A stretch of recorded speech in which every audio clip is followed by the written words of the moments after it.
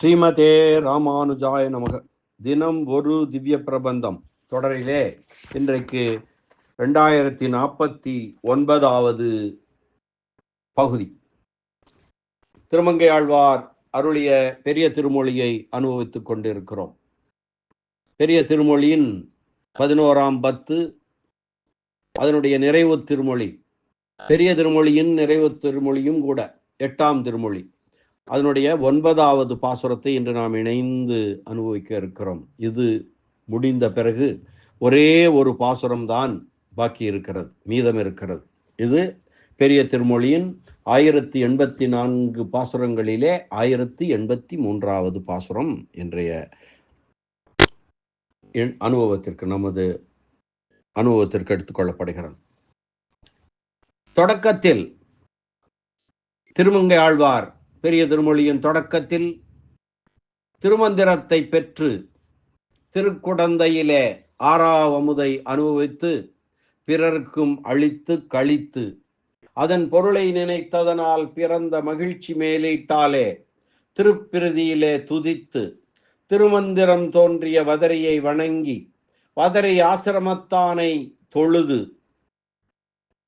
சாலக்கிராமம், நைமிசாரண்யம், சிங்கவேள் குன்றம், திருவேங்கடம், திரு எவ்வுள், திருவல்லிக்கேணி, திருநீர்மலை, திருக்கடல் மல்லை, திரு இடையந்தை, திரு அட்டபுயகரம், பவளவண்ணம், பரமேஸ்வர விண்ணகரம், திருக்கோவலூர், திரு ஐந்திரபுரம், திருச்சித்திரகூடம், காளிச்சீராம விண்ணகரம், திரு ஆலி, மணிமாடக் கோயில், வைகுந்த விண்ணகரம், அரிமேய விண்ணகரம், திருத்தேவனார் தொகை, வன்பொருடோத்தமம், செம்பொன் செய் கோயில், திருத்தெற்றியம்பலம், திருமணிக்கூடம், காவளம்பாடி, திருவெள்ளக்குளம், பார்த்தன்பள்ளி, இந்தளூர், திருவெள்ளியங்குடி, புள்ளம்போதங்குடி, கூடலூர், திருவெள்ளரை, தென்னரங்கம், தென்திருப்பேர், நந்திபுர விண்ணகரம், திருவிண்ணகர், நரையூர், திருச்சேரை, திருவழுந்தூர், சிறுபுலியூர், திருக்கண்ணமங்கை, திருக்கண்ணபுரம், திருக்கண்ணங்குடி,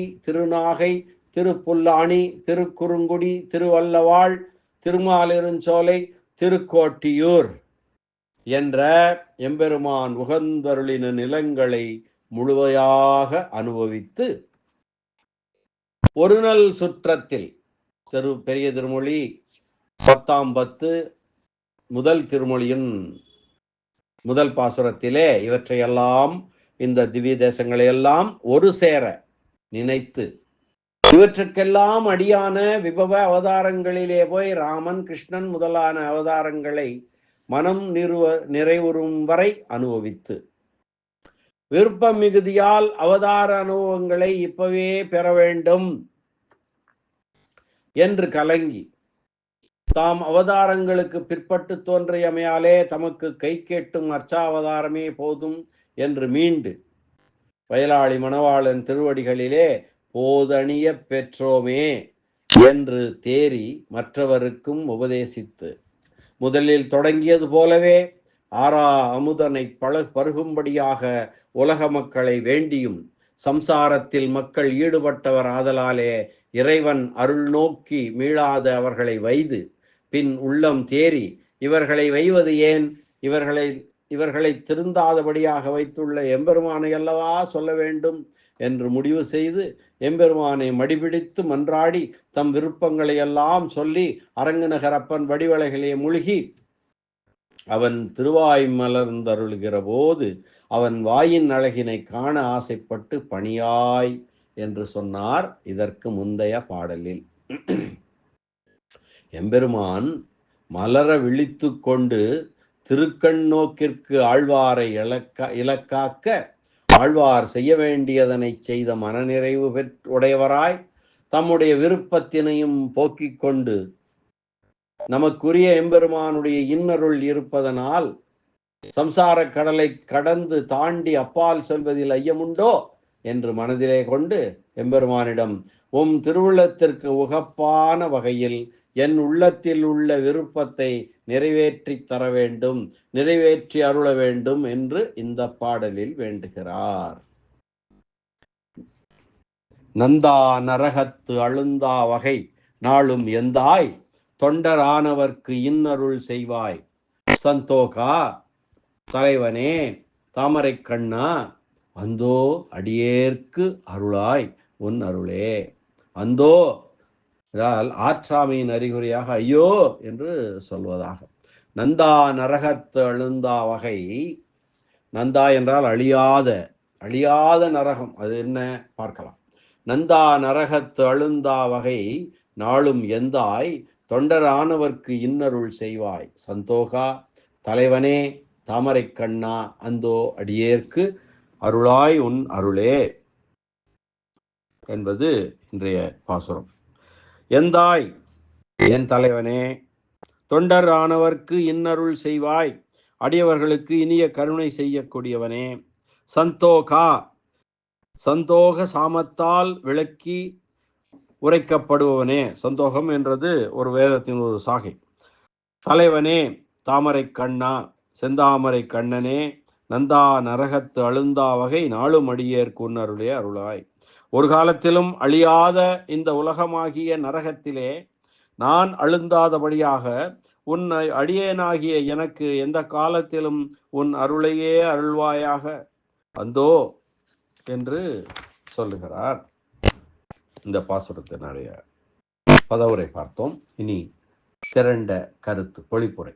என் தலைவனே, அழியாததொரு நரகமாகிய பிறவி துயரிலே மூழ்கி கிடக்க வேண்டாதபடி எப்பொழுதும் உனது அடியார்களுக்கு இனிய கருணையை செய்யும் இயல்புடையவனே, எனது தந்தையே, வேதங்களால் விளக்கி உரைக்கப்படுபவனே, தலைவனே, தாமரை போன்ற திருக்கண்களை உடையவனே, ஐயோ அடியனுக்கு எக்காலத்தும் உனது அருளை செய்தருள்வாயாக.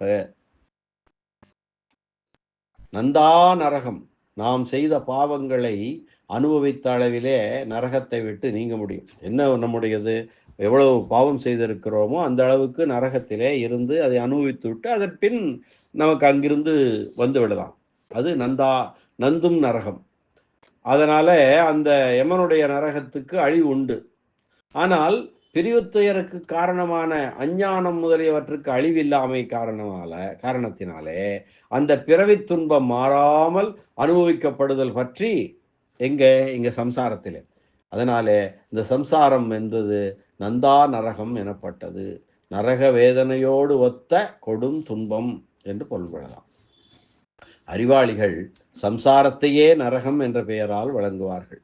இதற்கு அழிவு செய்வது எம்பெருமானுடைய அருள் அல்லாமல் வேறில்லை. அதனால் அழுந்தா வகை நாளும் இன்னருள் செய்வாய் என்று சொல்கிறார்.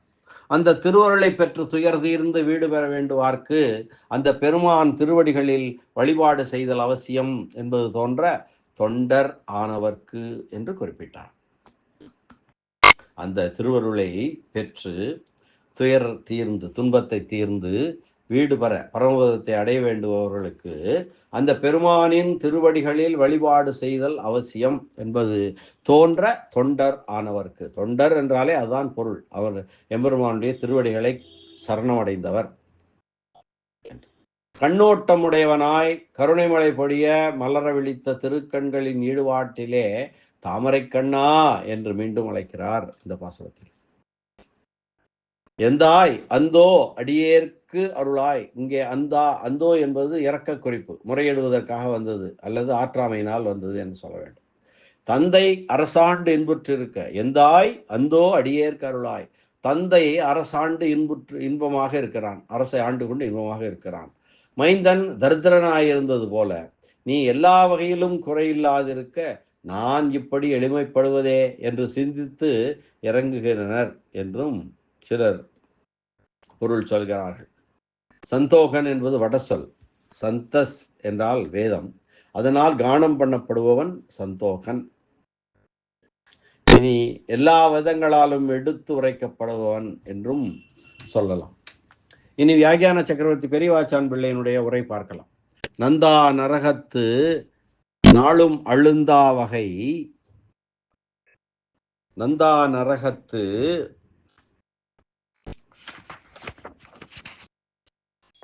அழுந்தா வகை நாளும். நந்துவதும் அழியும் நரகமும் ஒன்று உண்டு என்பது போல நந்தா நரகம் என்கிறார்.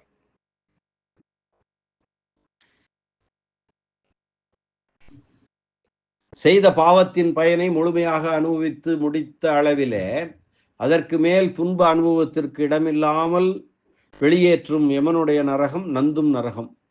இந்த உடலை எடுப்பதற்கு காரணமான அறியாமை முதலியவைகளுக்கு அழிதல் இல்லாமையாலே இந்த காலத்திலும் எந்த காலத்திலும் மாறாமல் அனுபவிக்கும் இந்த சம்சாரமாகிய நரகம் நந்தா நரகம், அழியாத நரகம்.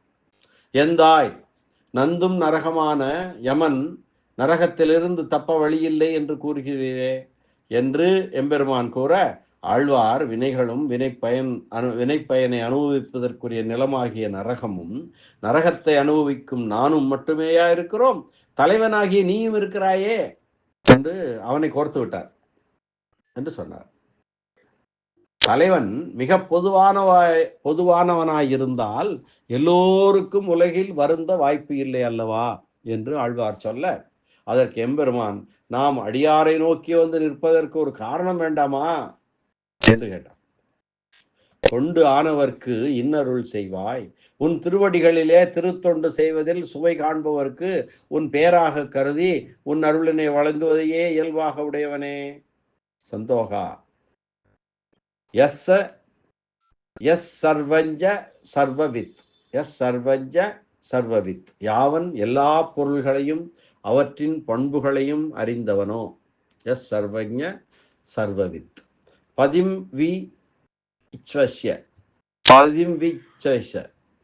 உலகத் தலைவன். சர்வே வேதாத்யத்பதம் ஆமனந்தி. எல்லா வேதங்களுக்கும் எவனுடைய இடத்தை சொல்லுகின்றனவோ, எல்லா வேதங்களும் யாருடைய இடத்தை சொல்லுகின்றனவோ. சர்வவேதா யத்ரைகம் பவந்தி, எல்லா வேதங்களும் எங்கு ஒன்று சேருகின்றனவோ. வேதைச்ச சர்வைகி அகமேவ வேத்தியக, எல்லா வேதங்களாலும் நான் அறியப்படுகிறேன், நானே அறியப்படுகிறேன் என்று சொல்கிறார்.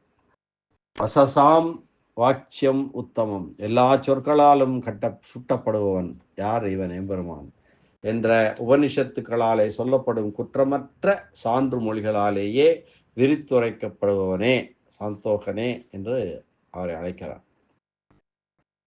தலைவனே, சான்றல்லாதது ஊகத்தால் அறியப்பட வேண்டிய செய்தி என்பது போல சொல்லப்படுகின்ற குறைகளுக்கு எதிர்த்தட்டாயிருப்பவனே.